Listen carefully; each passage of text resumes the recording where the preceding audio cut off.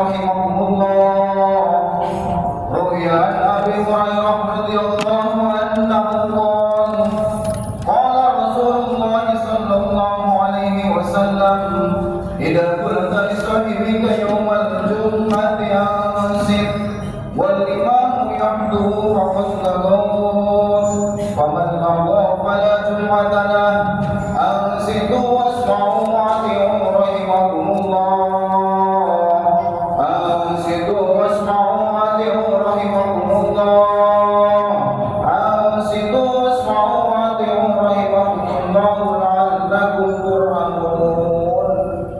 اللهم صل على سيدنا محمد اللهم صل على سيدنا محمد اللهم صل على سيدنا محمد وعلى آله وصحبه أجمعين اللهم اغفر للمسلمين والمسلمات والمؤمنين والمؤمنات الأحياء منهم والأموات برحمتك يا أرحم الراحمين والحمد لله رب العالمين.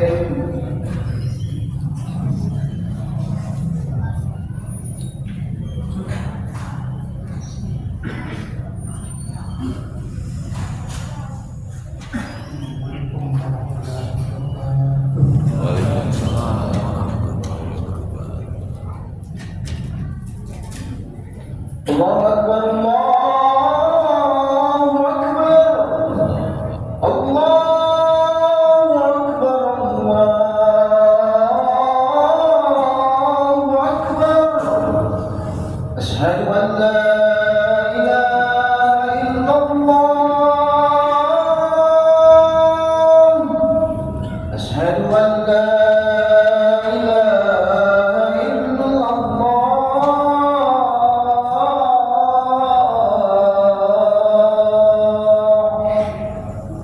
أشهد أن محمدا رسول الله أشهد أن محمدا رسول الله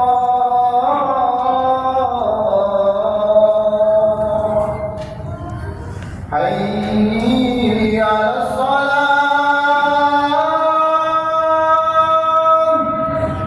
حي على الصلاة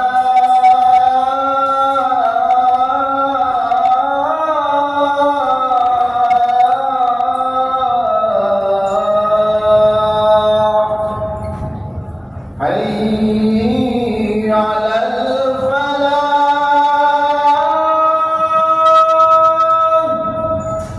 حي على الفلاح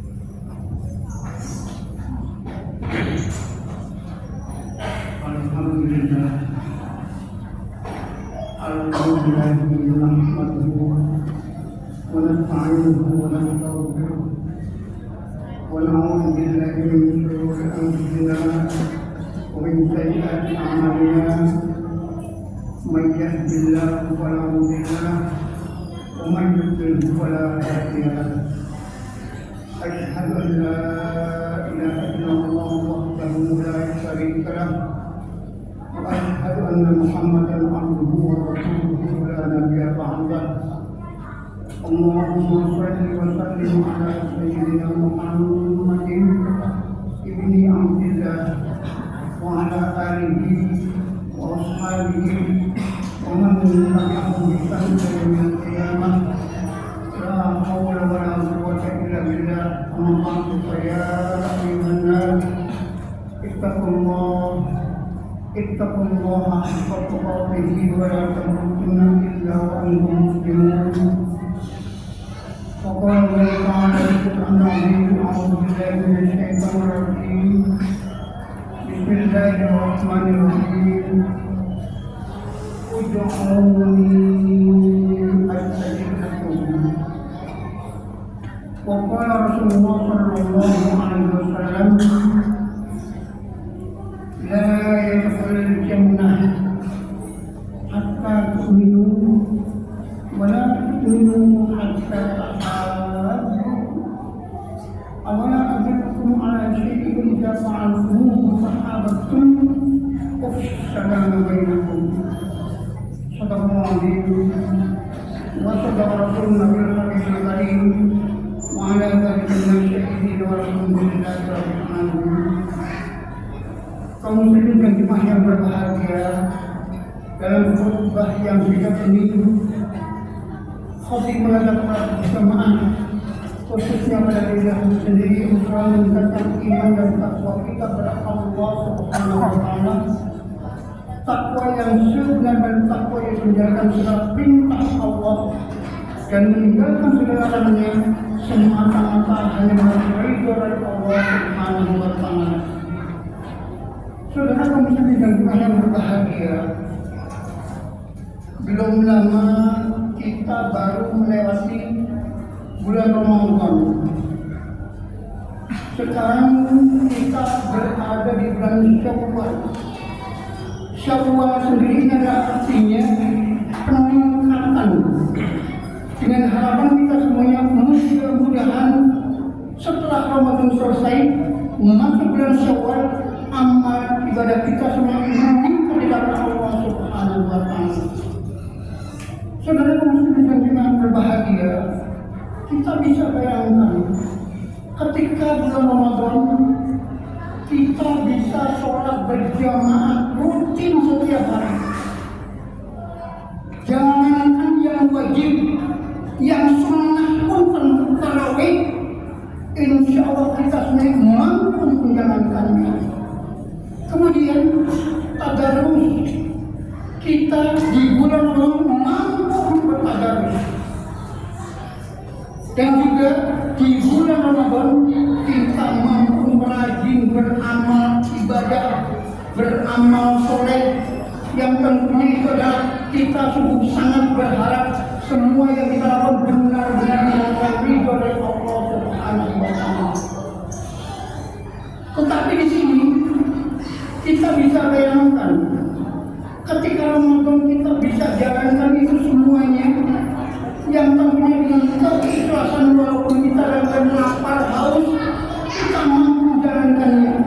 Sekarang di bulan Syawal kita juga lebih gagah, lebih kuat, lebih sehat, tapi jangan sampai kita kemudian kalah dengan di bulan Ramadan. Maka dari itu kita semuanya mudah-mudahan di bulan Syawal ini kita semuanya meningkatkan ibadah kita semuanya, sehingga kita benar-benar sebagai hamba yang mulia di hadapan Allah Subhanahu wa taala.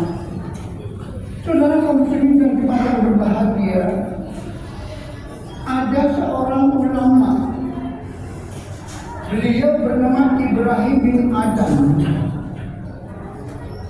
Suatu ketika beliau datang ke kota Basrah. Basrah itu ada di Irak.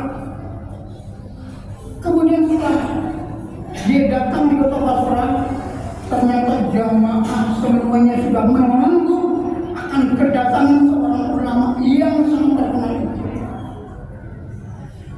Kemudian ketika ulama Ibrahim bin Adam sampai, jamaah semuanya berebut ingin bertanya kepada seorang ulama jawaban apa yang dia dapatkan. Nah, ternyata di sini adalah semua jamaah yang berharap adalah hampir sama apa yang diharapkannya. Ketika itu seorang jamaah bertanya kepada Ibrahim bin Adam, mengatakan bahwa, wahai ulama, bukankah Allah berfirman dalam Al-Quran bahwa a'udzubillahi minasyaitonir rajim, ud'u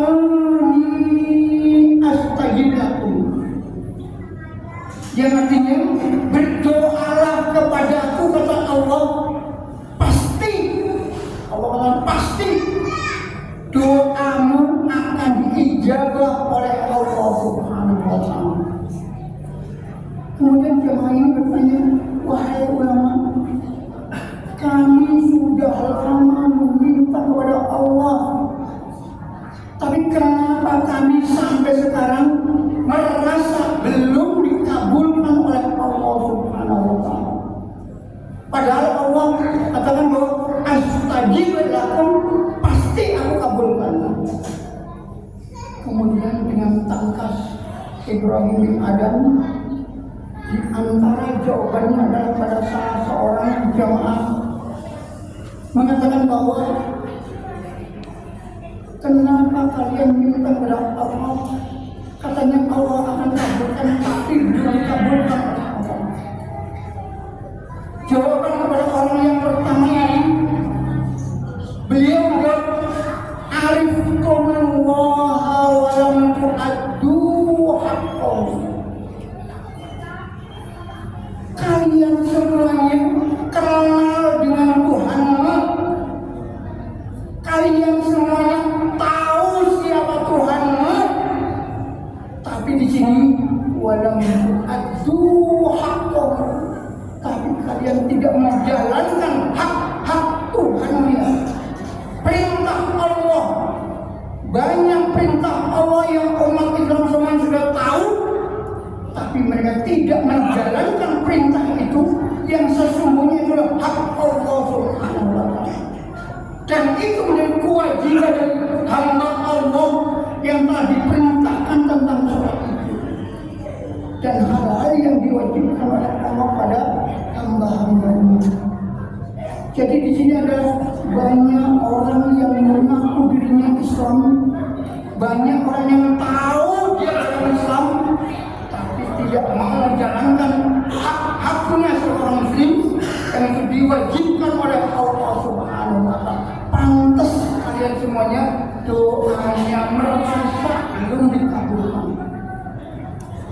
Kemudian yang kedua, ketika seorang lagi bertanya kepada ulama Ibrahim bin Adam,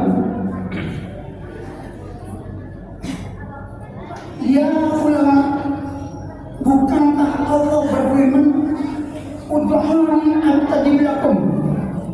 Tapi kenapa kami memintanya sampai sekarang belum dikabulkan oleh Allah?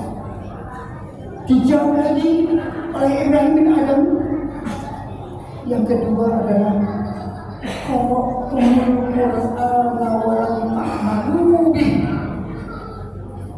kalian semuanya membaca Al-Quran, menerus Al-Quran, tiap hari melihat Al-Quran, bahkan Al-Quran dibaca, dilihat dan ditiup, bahkan ditaruh di tempat yang mulia.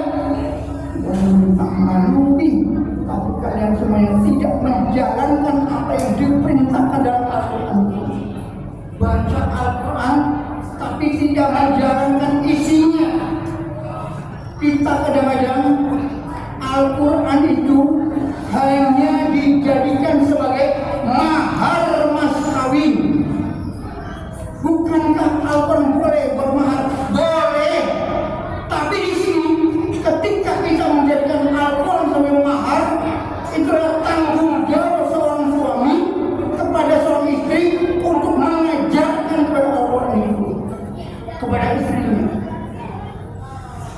Jangan sampai kita memberikan mahar Al-Quran, tapi setelah diberikan Al-Quran tidak pernah dibaca sama sekali. Bahkan setelah dia mempunyai anak, dia mempunyai cucu, Al-Quran sudah tebal debunya. Kita kadang-kadang melihat Al-Quran itu bukan dibaca atau bukan malah diamalkan, tapi malah Al-Quran hanya dijadikan sebagai hiasan dinding. Apa boleh Al-Quran dijadikan sebagai hiasan dinding? Boleh. Biar kelihatan dia adalah orang Islam, bukan. Tapi di sini adalah ketika dia menjadikan Al-Quran sebagai hiasan dinding, jadikanlah itu terkesan pada kita semuanya, dikir kita semuanya kepada Allah. Mudah-mudahan dengan Al-Quran ini kita diselamatkan oleh Allah Subhanahu wa Ta'ala.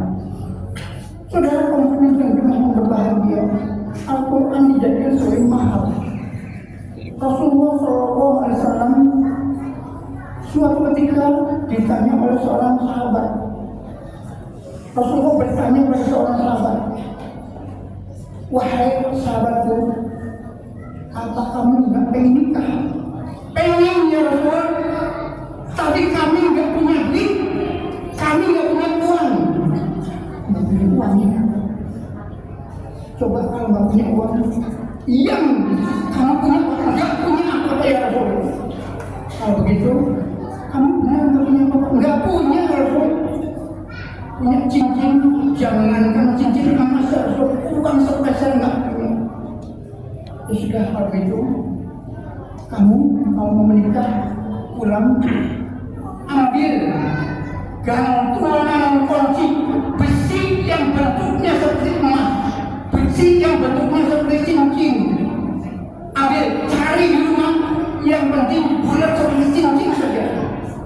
Dia pulang sampai di rumahnya tidak ada sama sekali. Mengadu lagi pada Rasulullah, ya Rasulullah, tidak ada ya Rasul, walaupun gantungan kunci tidak ada ya Rasul. Ya sudah nggak bisa nikah. Kenapa? Nggak ada mahar. Mahar dalam Islam adalah hukumnya wajib bagi orang yang menikah dengan seorang wanita. Kemudian dia termenung sebentar dan bertanya kepada Rasulullah. Dia punya gambaran, ya Rasulullah, bagaimana kalau mahar saya kepada calon istri saya dengan cara mengajarkan membaca Al-Quran? Rasulullah menjawab, itu bagus, boleh itu dilakukan. Maharnya membaca Al-Quran, mengajarkan membaca Al-Quran kepada calon istrinya. Jadi bukan Al-Quran yang gelondongan diberikan sebagai mahar dan tidak pernah diajarkan, tidak pernah dibaca, bahkan suami istri nggak pernah baca Al-Quran sama sekali. Jadi bukan hanya sebagai seremonial saja, tapi kita benar-benar bisa memberikannya, kita bisa mengajarkannya, kita bisa mendidiknya, dan itu bisa diamalkan dalam kehidupan sehari-hari. Mudah-mudahan kita semuanya yang hadir ini sebagai jamaah kaum muslimin yang berbahagia, kita selalu mengamalkan Al-Quran sehingga kita nanti dikumpulkan oleh Allah dan surganya Allah Subhanahu wa Ta'ala. Kemudian yang ketiga, uda'aitum hubba Rasulillah wa taraktum sunnatahu. Kenapa kalian meminta kepada Allah, kalian merasa belum dikabulkan oleh Allah?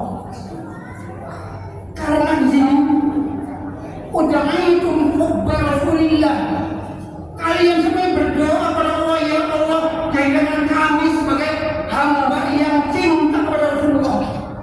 Wa taraktum sunnatahu, tapi kalian semuanya meninggalkan sunnah-sunnahnya.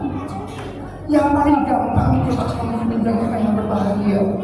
Ketika kita makan sebelum makan kita membaca Bismillah. Ini adalah sunnah. Tapi banyak di antara kita ketika mau makan dia lebih mementingkan laparnya daripada membaca Bismillah. Katanya cinta kepada Rasul, tapi sunnah-sunnahnya ditinggalkan. Kita tahu bahwa sholat sunnah 2 rakaat sebelum subuh itu lebih baik daripada dunia dan seisinya. Tapi banyak di antara kita yang ketika kita sholat subuh kita tidak menjalankan sunnah apa yang diajarkan oleh Rasulullah SAW. Saudara teman-teman yang berbahagia, sunnah-sunnah yang Rasulullah ajarkan itu sebenarnya kenikmatan yang diberikan kepada kita semuanya agar kita menjalankannya, dan nanti setelah kita menghadap pada Allah SWT, kita benar-benar menjadi orang yang bahagia, jadi orang-orang yang mendapatkan surganya Allah Subhanahu wa Ta'ala.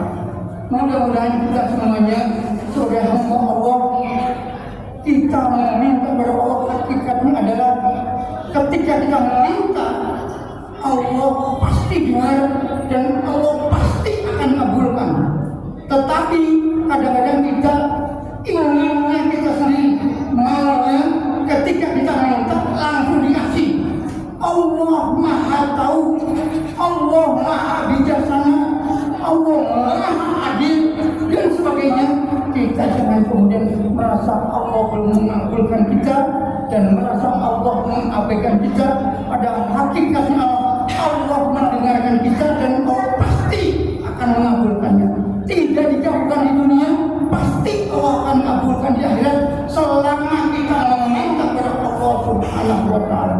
Mudah-mudahan kita semuanya diampuni oleh Allah Subhanahu wa Ta'ala setelah Ramadan ini, dan kita semuanya kita mendapatkan surganya Allah Subhanahu wa Ta'ala dan mendapatkan ampunan dari Allah Subhanahu wa Ta'ala. Barakallahu fiikum wa lakum fil Qur'anil azim wa nafa'ani wa iyyakum bima fihi minal khairi wa dhikril hakim. Aqulu qawli hadza wa astaghfiruhu innahu huwal ghafurur rahim.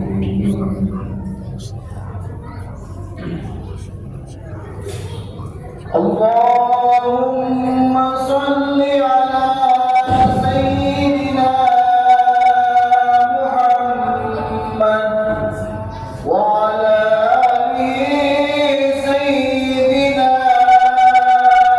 Muhammad.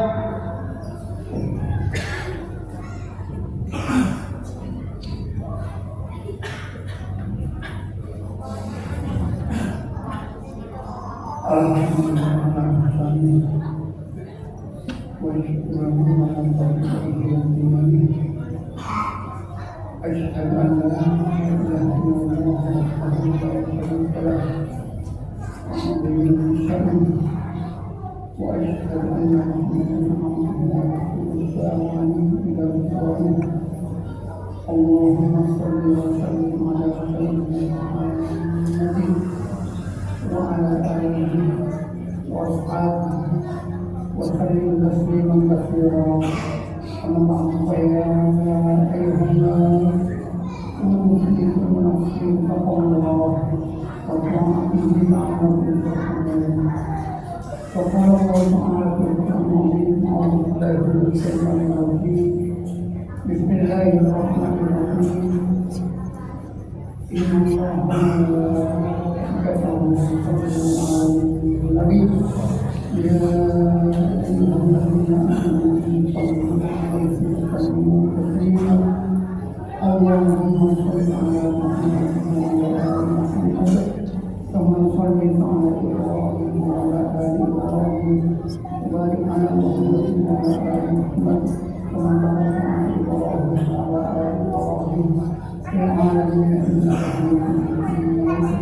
اللهم اغفر للمسلمين والمسلمات والمؤمنين والمؤمنات الأحياء منهم والأموات إنك سميع قريب مجيب الدعوات. ويا محمد وحاجة اللهم أعز الإسلام والمسلمين وأهلك الكفر والمشركين ودمر أعداء الدين. اللهم ارفعنا الولاء والوباء والربا والزنا والجلال والمحن والفتن ما ظهر منها وما بطن عن بين هذا خاصة وعن سائر المسلمين عامة إنك على كل شيء قدير. ربنا آتنا في الدنيا حسنة وفي الآخرة حسنة وقنا عذاب النار. عباد الله إن الله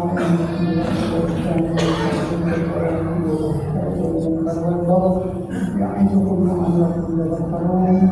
اذكروا الله يذكركم واشكروه على نعمه ويقولون قد أوتيتم وذكر الله أكبر.